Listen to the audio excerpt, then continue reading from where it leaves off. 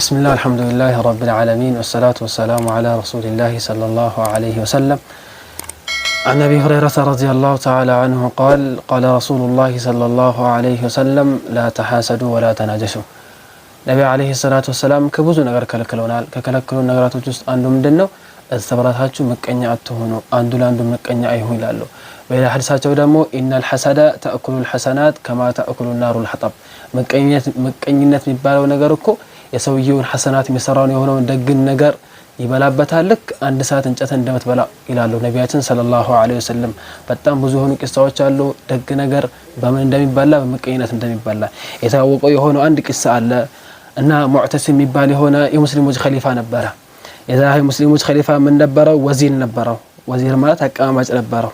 ከዛ በኋላ የታወቀ ነው ድሮ የነበሩ የሆኑ ኸሊፋዎች ከገጠር እየመጡ ሰዎች ግጥም ሲልላቸው ምክር ሲመክሯቸው የሚሰጧቸው የሆነ ጃኢዛ ነበረ እና እንደምታወቀው ወደዚህም ሰውዬ ወደ ሙዕተሲምም ከገጠር የሆነ አዕራብ ይመጣና ግጥም ያደረገለት እንደዚሁ ነው ምክር ያደረገለት ሀዲያዎችን መስጠት ይጀምራል።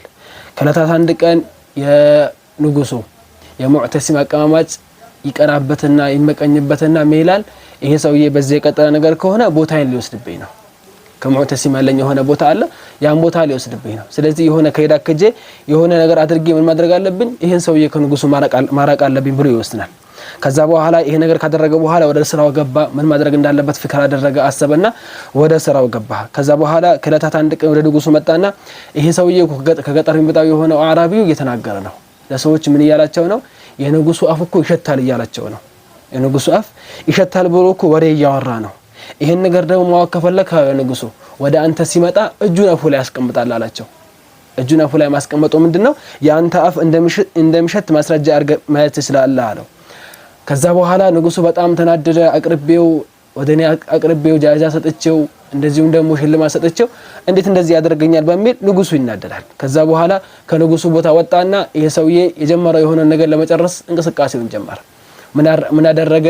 አቀማማጩ ወዚሩ ቤቱ ላይ ሄደና ነጭ ሽንኩርት የበዛበት የሆነ ምግብ ሰራ። ከሰራ በኋላ አዕራቢዩ ነገጥሩን ሰውዬ ጠራው። ከጠራ በኋላ ቤቱ ላይ በደንብ አድርጎ አበላው። ካበላ በኋላ እንግዲህ መከረው። احذر ተጠንቀቃለው አንተ ቀረባ من امير المؤمنين فيشم منك رائحه الثوم። ተጠንቀቃለው ነገ እንግዲህ ወደ ንጉሳችን ትቀርባለህ። ወደ ንጉሳችን ሲቀርብ የአፍህ ሽታ እሱ እንዳይነካው ተጠንቀቃለው። ከዛ በኋላ ይሄ ሰውዬ እንግዲህ ወደ አሚር المؤمنين ቀድሞ ሄደ። ማን? ይሄ ወዚሩ አቀማማጩ ወደ አሚር المؤمنين ቀድሞ ሄደና እዛው ቀረበ በኋላ እንግዲህ ያ ሰውዬ የገጠሩ ሰውዬ መጣ። ድሮ እንደሚመጣው ምክር ሊያደርግ መጣ። እንግዲህ ልክ ወደ ውስጥ ሲገባ ንጉሱ ምን አለ? ወደኔ ቀረበ አለው። በሚቀርብበት ሰዓት እጁም ላይ ያስቀመጠ አፉ ላይ ያስቀመጠ። يزني فقال المعتصم في نفسه إن الذي قاله الوزير ይሄ ወዚሩ ያለኝ እኮ عن هذا الرجل ስለዚህ ያለኝ ሆነ ወሬ የነገረኝ የነበረው ወሬ እኮ እውነት ነው ብሎ በራሱ አመነ። ከዛ በኋላ ከዛ ይፈት ይሄ ወዚሩ ሙዕተሲም የታወቀ ነው። ሙዕተሲም ከዛ ይፈት የሆነ ደብዳቤ ነገር ጻፍ ነገር ከሆነ በዛ በደብዳቤው ምን ነበር የሚጽፍላቸው? ለየትኛውም ሰው ደብዳቤ በእጁ ከጻፈ ስጦታ ነበር የሚጽፈው። ከዛ በኋላ ራሱ በእጁ ጻፈና ይሄን ደብዳቤ ያዘውና ወደዚህ የሚባለው ሆነ ዓሚል አለኝና ወደዛ ሄድ አለው። ከዛ በኋላ ይሄ ወዚሩ ውጭ ጠብቆት ነበርና ውጭ ከጠበቀው በኋላ ካገኘው በኋላ የትይርክ ነው እንደዚህ ቦታ ይይርክ ነው ይሄን ማን ነው የሰጠ? ንጉሱ ነው የሰጠኝ። ከዛ በኋላ እሱ ምን አለው? አንተ ይሄን ኪታብ እኔ ይዤ ቤት ምን ትላለህ አለው። እኔ ይዤው ወደዛ ዓሚል አንተ ከምትለፋውም ከምትደክመውም ብሄድ ምን ትላለህ? በዛ ደግሞ ፋንታ እኔ ስንት ብር ሰጣሃለሁ? 2000 ብር ሰጣሃለሁ አለው። በዛ ፋንታ 2000 ዲናር ሰጣሃለሁ አለው። ከዛ በኋላ አንተ ሐኪም ነህ አንተ ትልቅ ነህ አንተ ያልከኝ ነገር ከሆነማ እሺ ብሎት አዕራቢዩ ሰውዬ ደብዳቤውን ለማን ሰጠው?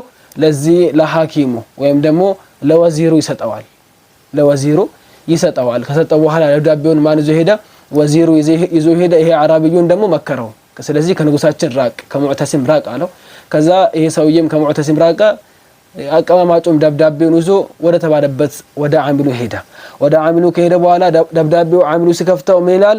ይሄን ደብዳቤ ይዞል የመጣውን ሰውዬ እረደው ይላል። የዚህኔ ይሄ ደብዳቤ ምን እንደሚል ታውቃለህ እንዴ አለው ዓሚሉ ለወዚሩ። ምንድነው የሚለው? اقتل الرجل الذي امامك ነው የሚለው። ፊት ለፊት የምታየውን ሰውዬ ግደለው እኮ እያለ ነው አለው። ከዛ በኋላ እዛ ጋር ጮህ ይባላል። እኔ ያላለም ደብዳቤ ተጻፈ ለሌላ ሰው ነው። ምናልባት ወደ ንጉሱ ተመልሼ ያለውን ነገር አጣርቼ ልምጣ አለው። ከዛ በኋላ ይሄማ ነገር አይሆንም አለው። ይሄ ነገር ማይሆን አይደለም እንግዲህ የንጉሱ አንድ ያዘ ነገር ከሆነ መመለስ ይባል ነገር የለም ብሎ እዛው አረደው አሉ። ከዛ በኋላ ንጉሱ ወዚሩን ሲያጣው እንግዲህ ወዚሩን አፈላለገ የትሄዱ ነው አለ ለሰዎች አፈላለገ ምን አለ።